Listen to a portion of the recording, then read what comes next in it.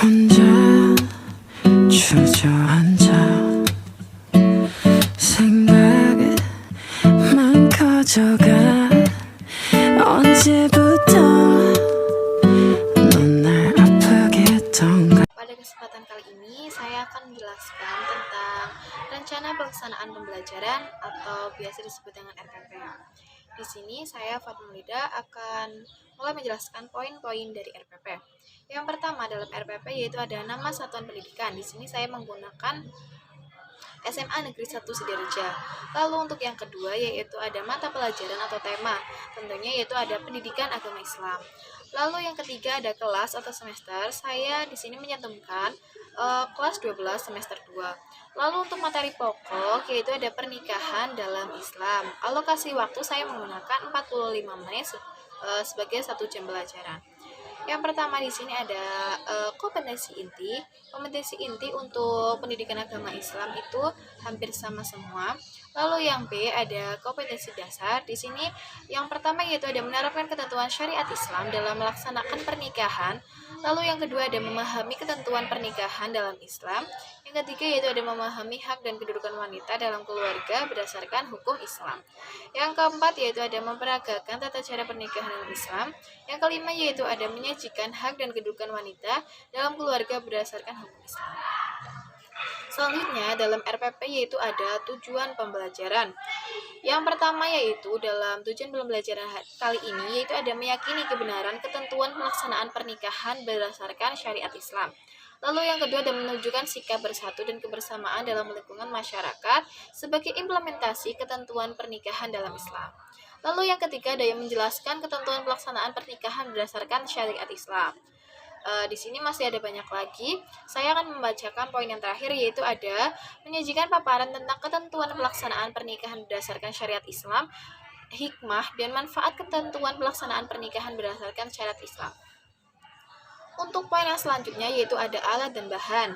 Untuk alatnya yaitu ada LCD, laptop, dan proyektor.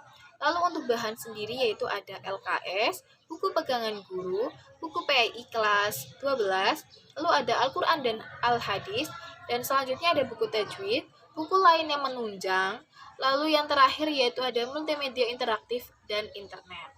Selanjutnya yaitu ada poin-poin langkah-langkah kegiatan pembelajaran. Dalam langkah-langkah kegiatan pembelajaran itu ada dibagi menjadi 3. Yang pertama yaitu ada kegiatan pendahuluan, lalu kegiatan inti, dan yang terakhir yaitu ada kegiatan penutup. Untuk yang pertama yaitu memberikan salam. Dalam kegiatan pendahuluan, poin yang pertama yang dilakukan yaitu ada memberikan salam. Lalu yang kedua yaitu menanyakan kepada siswa kesiapan dan kenyamanan untuk belajar. Lalu yang ketiga ada menanyakan kehadiran siswa. Lalu yang keempat ada mempersilahkan salah satu siswa untuk memimpin doa. Lalu yaitu ada tadarus Al-Quran. Selanjutnya ada tanya jawab materi sebelumnya atau materi minggu lalu. Lalu yang ketujuh ada menyampaikan tujuan pembelajaran melalui PowerPoint. Untuk kegiatan inti, yang pertama yaitu ada mengamati, yang kedua itu ada menanya, yang ketiga itu ada mengumpulkan data, yang keempat ini yaitu ada mengasosiasi, dan yang kelima ada mengkomunikasikan.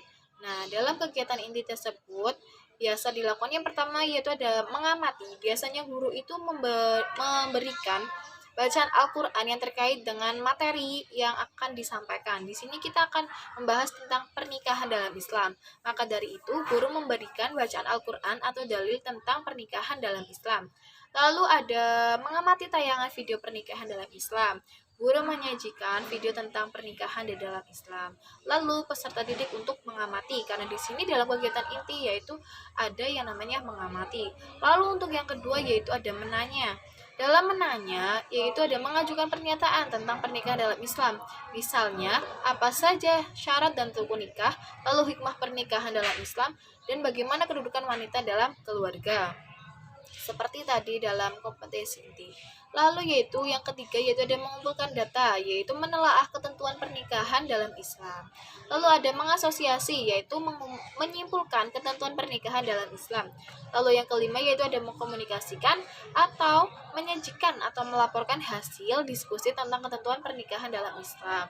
Menanggapi hasil presentasi, membuat resume pembelajaran di bawah bimbingan guru, dan mengadakan simulasi prosesi pernikahan. Lalu yang terakhir yaitu ada kegiatan penutup. Kegiatan yang terakhir yaitu ada kegiatan penutup. Guru mengklarifikasi atau kesimpulan. Siswa dibantu oleh guru menyimpulkan materi yang telah diajarkan. Lalu yang kedua ada evaluasi untuk mengukur ketercapaian tujuan pembelajaran.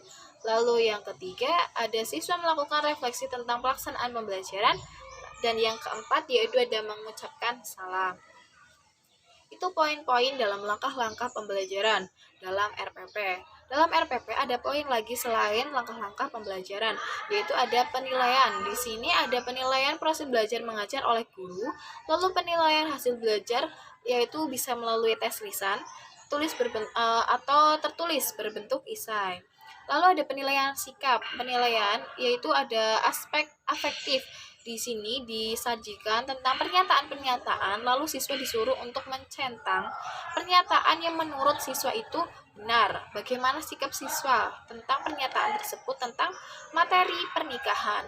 Di sini misalkan ada lebih baik menikah dalam usia muda daripada berpacaran melampaui batas. Di sini dalam tabel ada 4 jawaban, yaitu sangat setuju, setuju, kurang setuju, dan tidak setuju. Seperti itu dan seterusnya.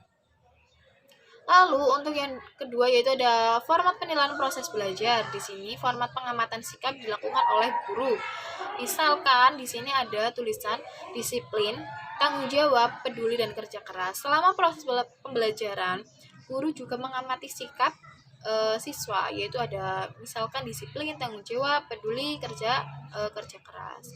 Nah, di sini ada A, B, C, baik, sangat baik, baik dan cukup. Lalu untuk indikator kompetensi inti 1 dan 2, yaitu yang pertama yaitu ada disiplin, yaitu misalkan selalu hadir di kelas tepat waktu. Lalu yang kedua ada tanggung jawab, yaitu berusaha menyelesaikan tugas dengan sungguh-sungguh, bertanya kepada teman atau guru bila menjumpai masalah. Lalu selanjutnya yaitu ada sikap peduli, yaitu menjaga kebersihan kelas, membantu teman yang membutuhkan. Lalu yaitu yang keempat, kerja keras, yaitu melaksanakan LKS dengan sungguh-sungguh, menunjukkan sikap pantang menyerah. Lalu untuk pedoman penilaian yaitu ada penilaian dilakukan dengan cara membandingkan karakter siswa pada kondisi awal hingga pencapaian dalam waktu tertentu. Lalu hasil yang dicapai selanjutnya dicatat, dianalisis dan diadakan tindak lanjut seperti tugas, observasi, portofolio, tes tulis, dan tes lisan. Mungkin seperti itu saja yang dapat saya sampaikan tentang poin-poin yang terdapat di RPP. Jangan lupa untuk untuk bagian terakhir di dalam RPP yaitu di bawah ada keterangan tempat, yaitu tempat dan waktu. Misalkan di sini saya mencantumkan tentang Cilacap 13 Mei 2020 bukan 2021. Lalu guru mata pelajaran yaitu ada saya sendiri yang membuat, lalu ada kepala sekolah. Seperti itu. Dari awal sampai akhir banyak sekali kesalahan. Saya mohon maaf yang sebesar-besarnya. Wabillahi taufiq wal hidayah. Wassalamualaikum warahmatullahi wabarakatuh.